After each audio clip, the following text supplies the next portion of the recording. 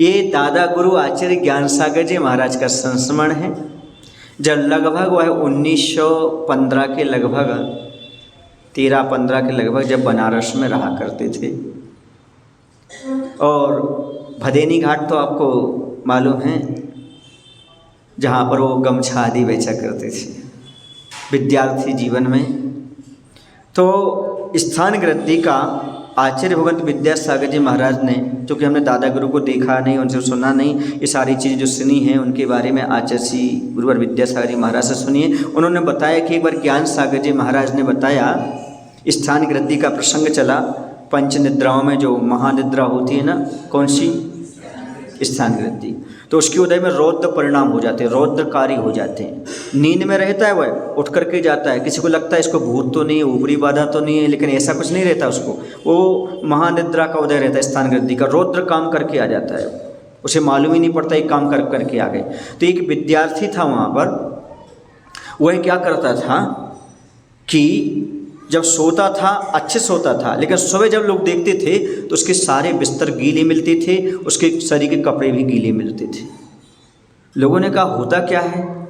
एक बार कुछ विद्यार्थी ने जाग करके देखा, देखते रात में करता क्या है। और रात्रि में उठ करके वह सीधा चलता, उसको तैरना नहीं आता था।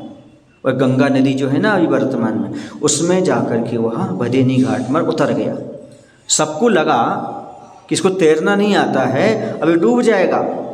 जबकि वो स्थान गृद्धि की निद्रा के उदय में था, वो डूबने वाला था नहीं, वो तो रोज ही करता था और डूबता नहीं था। लेकिन लोगों ने चिल्ला दिया और विद्यार्थियों ने, अरे अरे तुमको तैरना नहीं आता, तुम डूब जाओ। उसकी नींद खुली और वो डूब गया। समझ आ रहा है?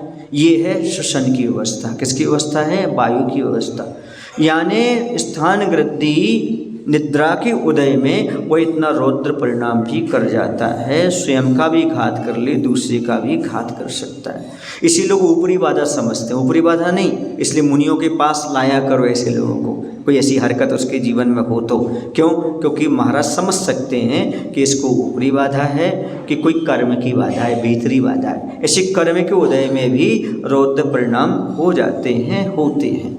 समझ आ रहा? इसलिए वायु का महत्व बहुत है अपने जीवन में। और ये जो अपने निद्रा आदि के उदय हैं, इनका भी अपने जीवन में बहुत कुछ देखने को मिलता है, अच्छा भी मिलता है और बुरा भी मिलता है।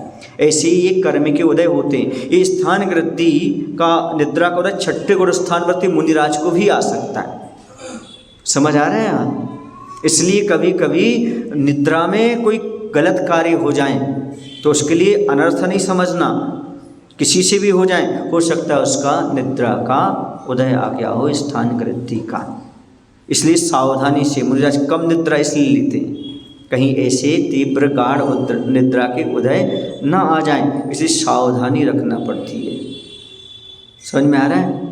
कई बार निद्रा में आप लोग क्रूर परिणाम करके आ जाते हो, सोते सोते ऐसे भाव हो जाते हैं आपको जो आपने कभी किए नहीं, खाने संबंधी, मारने संबंधी, बोलने संबंधी होता ना। इसे कहते स्वप्न मदि दोष लगाए, हे भगवान उन सब का प्रायश्चित चाहिए हैं।